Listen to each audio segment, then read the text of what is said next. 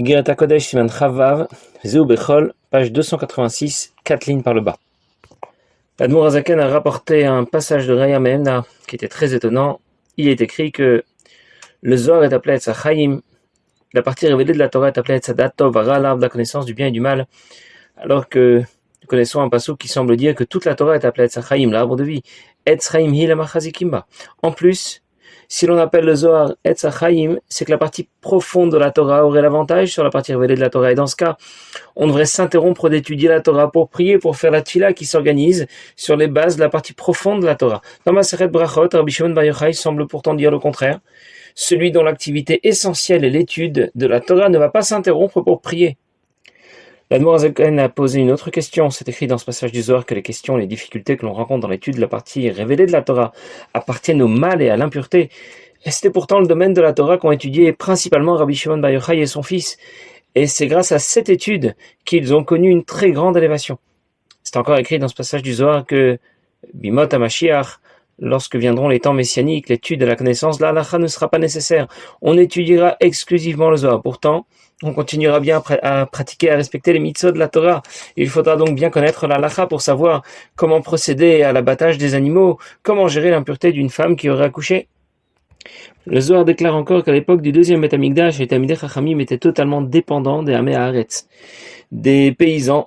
Ils étaient dépendants d'eux pour se nourrir. Et qu'à l'époque de Mashiach, les Talmidei Chachamim ne seront plus dépendants du tout des Amei Haaretz. Pourtant, les Talmidei Chachamim n'ont jamais été dépendants des Amei Haaretz.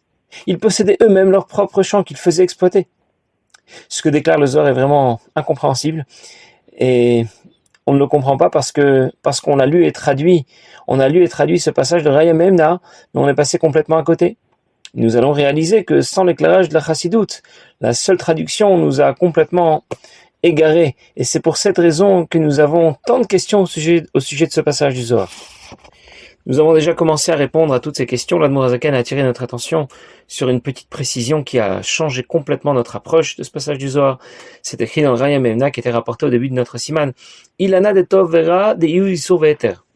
Et nous avons traduit un peu rapidement que Etzadat Tov Hara, l'arbre de la connaissance du bien et du mal, désigne Isur Ve'eter, la partie révélée de la Torah qui traite de ce qui est permis ou de ce qui est interdit. Ce n'est pourtant pas ce qui est écrit. Ce n'est pas écrit Torah Isur Ve'eter ou Ilchot Isur Ve'eter.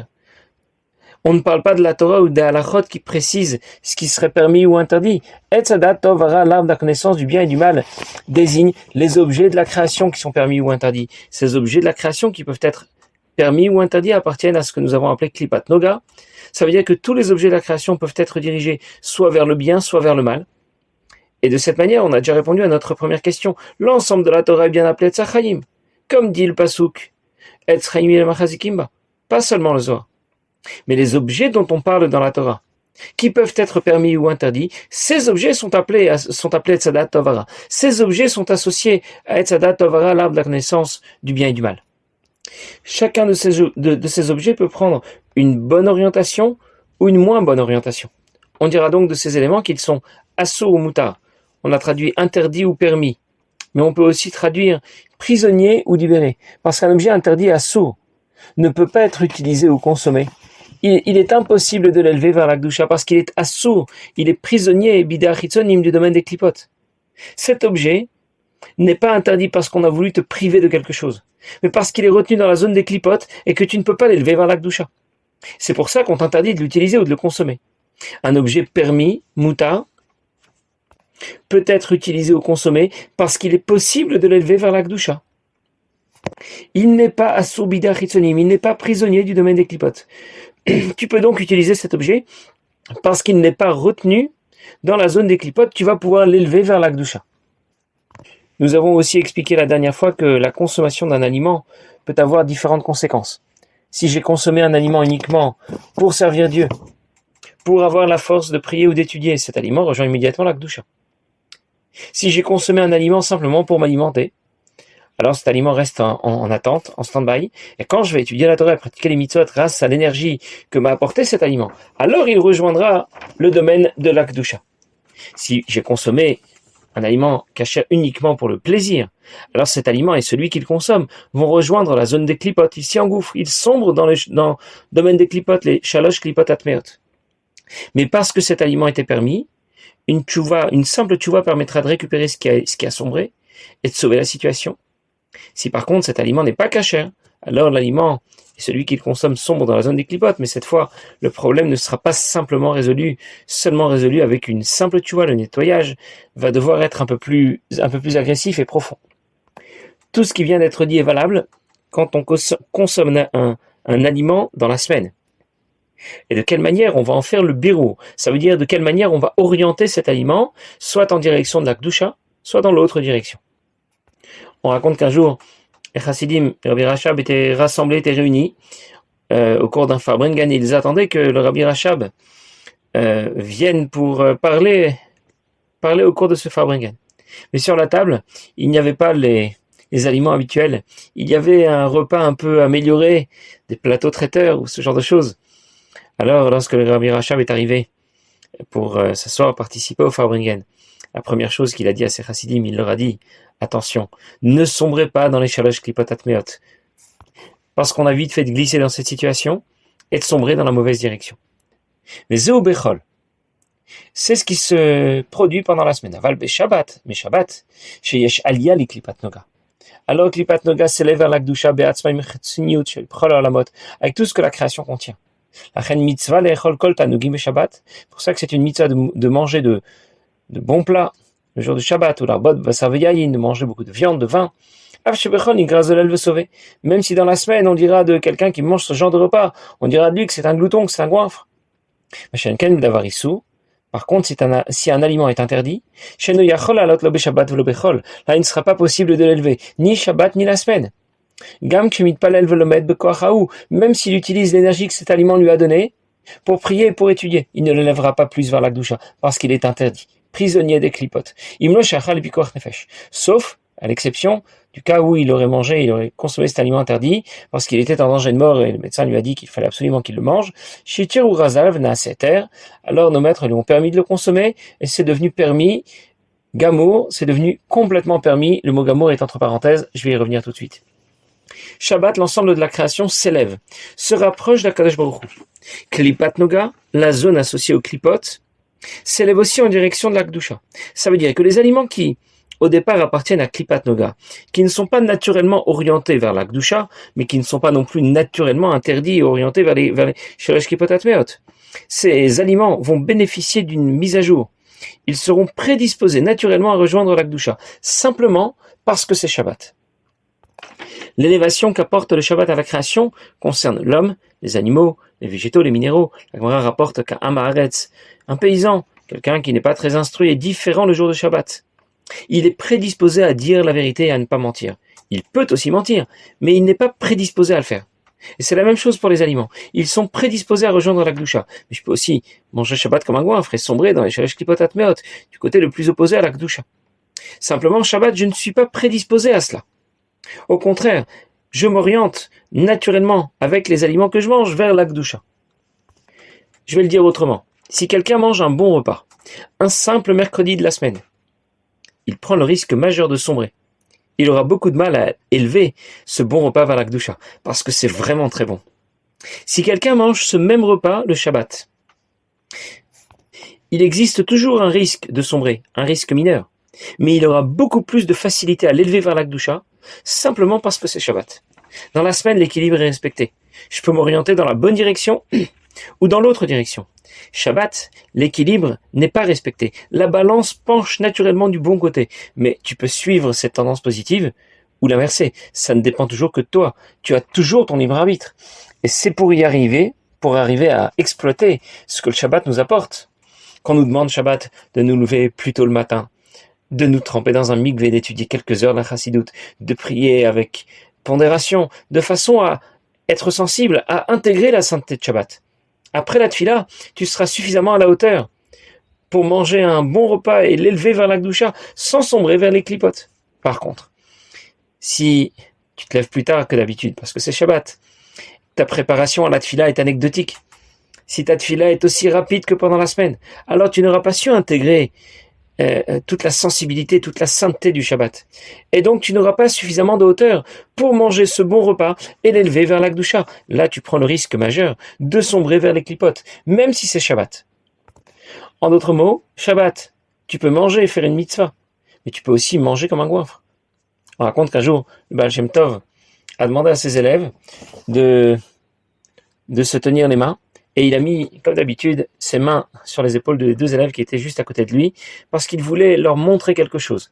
Il voulait leur montrer une certaine vision. Et ils ont vu que l'un des Talmidim, qui était là en train de manger, était assis, c'était Shabbat, il était en train de manger un bon repas, un repas de viande, cholent, et ils l'ont vu avec un sirtouk, avec un streimel, avec les vêtements de Shabbat, mais son visage était un visage de bœuf. C'était très surprenant. Et le Baal Shem Tov ensuite a arrêté cette vision, il a retiré ses mains des épaules de ceux qui se trouvaient juste à côté de lui. Il leur a expliqué que ce Talmide avait tellement d'appétit pour ce morceau de viande qu'il appréciait énormément, qu'il s'était identifié à ce morceau de viande, au point que, spirituellement, son visage était celui d'un bœuf. Il avait pris les caractères, les traits de caractère, les traits de personnalité d'un bœuf, tellement il avait mangé cette viande avec appétit.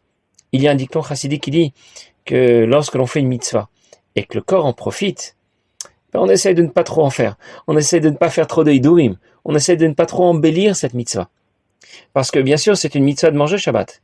Et le corps aussi en profite. Et le corps est vite fait de glisser. Donc on essaiera de lever un peu le pied, et on ne fera pas trop de folie, trop d'excès, sous le prétexte que c'est Shabbat. L'Admor Hazaken a ensuite expliqué que si par contre un aliment est interdit, assour, alors il est prisonnier des clipotes, qui le retiennent, qui l'empêchent de s'élever. Et même si tu le consommes avec la meilleure intention, même si c'est Shabbat, il sombrera avec toi du côté des shalosh klipot atmeot, du côté du mal, de ce qui s'oppose à la Kedusha.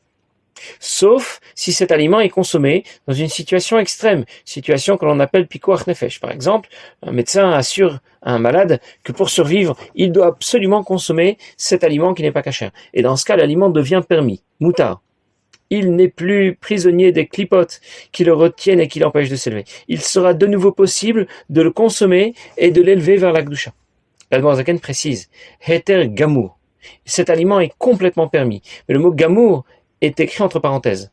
Cet aliment sera complètement permis, mais le fait de consommer cet aliment va tout de même avoir des conséquences. Un aliment interdit devient permis en cas de pikuach nefesh, mais même lorsqu'on a l'autorisation de manger un aliment interdit, cet aliment interdit va tout de même provoquer des dégâts. Il aura un impact négatif sur la personnalité, les traits de caractère de celui qui l'a mangé. Et bien sûr, ça ne se voit pas de l'extérieur, ça ne se voit pas au premier coup d'œil. À l'histoire de tout à l'heure, le Baal Shem Tov a vu la transformation des traits de caractère de ce Talmide, sa personnalité qui consommait cette viande de bœuf avec tant d'appétit. Même si les autres chassidim n'avaient rien vu, le changement était là. L'impact négatif était bien réel, même si on n'en est pas conscient. Alors évidemment, si quelqu'un consomme un aliment interdit, il va boire du vin qui n'est pas très cachère, il va boire du lait qui n'est pas surveillé, eh bien cela aura aussi un impact très négatif sur sa personnalité, sur ses traits de caractère. Sa sensibilité à la Kedusha va énormément diminuer. Son système s'encrasse. Il ne sera même plus capable de réfléchir convenablement et d'être sensible à la vérité de la Torah, de ses enseignements. Pourtant, après avoir mangé cet aliment interdit, il ne voit pas de changement. Je suis le même, ça ne m'a absolument rien fait. Et pourtant, le changement est bien là, profond et négatif. Et c'est alors qu'il va commencer à se poser 1000 questions. Il aura des doutes sur l'existence de Dieu et sur tout ce que la Torah nous enseigne. Il ne saura même pas d'où ça vient. Un jour, dans une école, l'école Beth Hana à Paris, il y avait quelques enfants qui étaient en difficulté, en échec scolaire, des problèmes de comportement. Et Rav Shmuel Azimov a demandé à l'une des personnes du groupe, un des chassidim, d'aller rendre visite à ces familles pour vérifier que tout se passe bien à la maison. Alors bien sûr, il lui a demandé de vérifier les mezuzot, les tefilines, si tout était en ordre, mais surtout il lui a dit, vérifie bien qu'ils consomment bien du lait chameau, du lait qui a été surveillé, du lait kasher. Ça veut dire que pour lui, il a tout de suite fait le lien entre ses difficultés, ses échecs, ses problèmes de comportement et l'alimentation kasher. La Gemara raconte comment le maître de Rabbi Meir, on appelle Acher, comment il a mal tourné. On raconte que quand sa mère était enceinte, avant de le mettre au monde, elle est passée à côté d'un temple dans lequel on offrait des sacrifices à une idole. Elle a senti la bonne odeur de la viande grillée et elle en a eu très envie. On sait que ça peut être dangereux pour une femme enceinte de se priver de ce dont elle a très envie. C'est une situation de pikuach nefesh. On l'a donc autorisé à manger ce morceau de viande qui n'était pas cachère. Pour elle, c'était permis. Mais ça a tout de même eu des conséquences extrêmement négatives pour son fils. Des années après sa naissance, il finira par tout plaquer. Les caractéristiques négatives de cet aliment ont tout de même eu des conséquences négatives, même s'il était permis de le consommer dans cette situation. C'est pour cette raison que le mot gamour, la Noirzaken précise que c'est devenu permis, complètement permis, mais le mot complètement a ici été mis entre parenthèses. Bien, nous avons en tout cas répondu à notre première question. Nous savons que la Torah dans son ensemble s'appelle bien Etz Chaim, l'arbre de la vie. Etz Hadat Tov Vara désigne les éléments de la création qui peuvent être permis ou interdits, Tov Vara, qui appartiennent à Klipat Noga. La Noirzaken va encore poursuivre le développement de cette réponse et répondre ensuite aux autres questions. Et nous verrons ça les prochaines fois. Bezrat Hashem. Passez une bonne journée.